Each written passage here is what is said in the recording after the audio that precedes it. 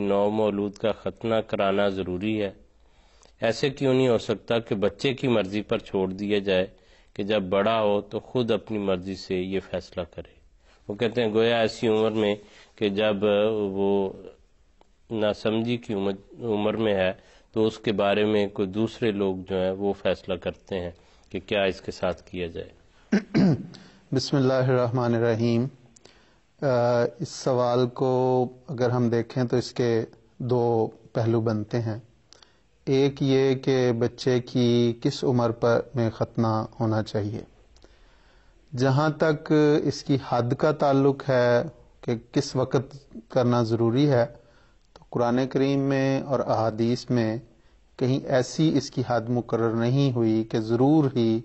اس وقت بچے کا ختنہ کرنا ضروری ہے۔ لیکن احادیث میں حضور صلی اللہ علیہ وسلم کی جو اپنی سنت ہے اور حضور صلی اللہ علیہ وسلم کا جو اپنا عمل ہے، اس سے یہ بات واضح ہوتی ہے کہ حضور صلی اللہ علیہ وسلم نے اس بات کو پسند فرمایا ہے کہ بچے کی پیدائش کے 7ویں روز اس کے بال اتارے جائیں اور اس کے ختنے کروائے جائیں۔ چنانچہ حضور صلی اللہ علیہ وسلم نے اپنے دونوں نواسوں حضرت امام حسن اور حضرت امام حسین رضی اللہ عنہما ان کی پیدائش کے 7ویں روز ان کے ختنے کروائے، جس طرح میں نے عرض کیا کہ بال بھی کٹوائے اور اتروائے اور 7 ختنے بھی کروائے۔ اور یہ حدیث کی کتاب جو السنن الکبریٰ للبیہقی ہے اس میں یہ روایت بیان ہوئی ہے۔ ختنے کا جو رواج ہے عرب میں دراصل حضرت ابراہیم علیہ السلام سے شروع ہوا ہے، اور عرب میں یہ رواج موجود تھا حضور صلی اللہ علیہ وسلم کی بعثت سے قبل بھی، اور ان میں یہ رواج تھا کہ وہ بچے کا عموماً ختنہ بالغ ہونے سے پہلے پہلے کرواتے تھے۔ اس میں بھی کوئی حد مقرر نہیں تھی، اور غالباً اس میں یہی ایک سر تھا کہ بالغ ہونے پہ بچے کا جو ستر کا ہے، اس کی پردہ پوشی جو ہے اس کی شرمگاہوں کی، وہ لازمی ہو جاتی ہے، اور اسلام نے بھی اس کو پسند کیا ہے۔ اس لیے چھوٹی عمر میں اس کا ختنہ کروانا، اور ویسے بھی اس عمر میں اس کے ہیل اپ ہونے کا زیادہ جلدی یہ ہو جاتا ہے، اس لیے پسند کیا گیا کہ اس وقت کروایا جائے۔ اگر کسی بچے کا ختنہ 7ویں دن نہیں ہو سکتا تو پھر اس کے بالغ ہونے سے پہلے پہلے اس کا ختنہ ہونا ضروری ہے، اور یہ مسنون ہے، اور تاکہ اس سنت پہ بھی عمل ہو جائے اور جو ستر کا دوسرا حکم ہے وہ بھی قائم رہے۔ یہ نہ ہو کہ بچہ بڑا ہو جائے، بالغ ہو جائے اور اس وقت اس کا ختنہ کروایا جا رہا ہو، کیونکہ یہ ایسی چیز بہرحال نہیں ہے کہ جو چھوٹی عمر میں نہیں ہو سکتی اور ضرور ہی بڑی عمر میں ہو۔ جہاں تک اس بات کا تعلق ہے کہ بچے کے اختیار پہ چھوڑا جائے، تو جیسے میں نے عرض کیا کہ جب بچہ اس کو اپنے اختیار کو پہنچتا ہے، جب اس میں تمیز یا میچور ہوتا ہے، تمیز کی عمر کو جب پہنچتا ہے تو اس وقت عموماً وہ بالغ ہو جاتا ہے، تو اس پر ستر والا جو حکم ہے وہ لازم آتا ہے۔ اگر اس بات کو لیا جائے کہ بچے کی مرضی اس کے خلاف ہے تو پھر تو بہت سارے معاملات، بچہ کل کو بڑا ہو کے یہ بھی کہہ سکتا ہے کہ میرے بال کیوں کٹوائے، یا مجھے اس قسم کا لباس کیوں پہنایا گیا، یا میری خوراک کیوں ایسی رکھی گئی۔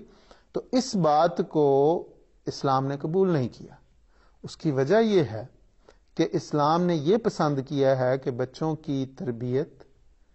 اور ان کی بہتری کے لیے جس قسم کی نشو و نما اس کے والدین کر سکتے ہیں انہیں کرنا چاہیے، اور اس کو ایسا ماحول مہیا کرنا چاہیے، اس کی اس قسم کی نشو و نما کرنی چاہیے جو اس کو اسلامی اقدار کی طرف زیادہ سے زیادہ لائے۔ تو یہ تو ایک ویسٹرن دنیا کا ایک کانسیپٹ ہے کہ بچہ یہ کہے کہ بچہ جی میں ڈیپینڈنٹ ہوں، میں والدین پہ میری والدین کو اختیار نہیں رکھتے۔ یہ ایک ایسی صورت ہے جس کو اسلام نے پسند نہیں کیا، بلکہ اسلام نے تو یہ فرمایا کہ قرآن کریم نے بڑے واضح طور پہ فرمایا کہ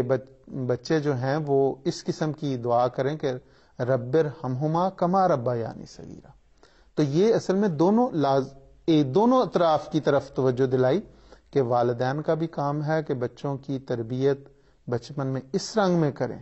کہ وہ بچے بڑے ہو کے پھر خدا کی طرف رجوع کرنے والے ہوں، دعائیں کرنے والے ہوں، اور اپنے والدین کے اس احسان کو سمجھنے والے ہوں۔ جو بچہ تھا ہی کچھ نہیں، اور قرآن کریم نے ایک اور جگہ پہ انسان کی تخلیق کی طرف اشارہ کرتے ہوئے فرمایا کہ وہ تو ہے کیا چیز، ایک پانی کے قطرے سے اس کی پیدائش ہوئی۔ تو اس لیے یہ اس قسم کا تصور یا بچوں میں اس قسم کی سوچ پیدا کرنا یہ اسلامی طریق نہیں ہے، اور نہ اس کا، کیونکہ جو بچے جس والدہ نے اس کے 9 مہینے تک پیٹ میں لیے پھری اور ہر جگہ سوتے اٹھتے بیٹھتے جاگتے اس کو ساتھ ساتھ لے کے وہ پھرتی رہی ہے، تو اس ماں کا اتنا بھی اختیار نہیں ہے کہ اس کی بچے کی بہتری کے لیے اس کے اس عضو کو جو اس کو غیر ضروری ہے، اسلام نے جس کو غیر، اس کو بچپن میں کٹوا دے۔ وہ والد جس نے رات دن ایک کر کے، نہایت محنت کر کے، جفاکشی کر کے، خون پسینہ ایک کر کے اس کے کھانے پینے کا انتظام کیا ہے، تو یہ ساری باتیں ایسی ہیں جو بہرحال اس موقف کو ماننے کو تیار نہیں، یا اس کو قبول نہیں کرتا اسلام کہ بچہ اس قسم کا کل کو بڑا ہو کے اس قسم کا دعویٰ کرے کہ یہ غلط کیا، میرے والدین نے کیوں ایسا کیا۔ تو ایسی کوئی بات نہیں۔ جیسے کہا آپ نے ذکر فرمایا، پھر یہ ایک معاملے میں نہیں نا بات رکتی، بالکل، وہ تو ہر چیز میں جو بچپن سے اس کا تعلق ہے، ہاں جی، وہ پھر یا تو ہر چیز جو ہے اس پر وہ چھوڑ دی جائے کہ بچہ بعد میں فیصلہ کرے اپنے متعلق خود، لیکن جو فیصلہ کرنے والے ہیں وہ قرآن عرض پر موجود اس کے سب سے زیادہ ہمدرد لوگ ہیں۔ اللہ تعالیٰ نے،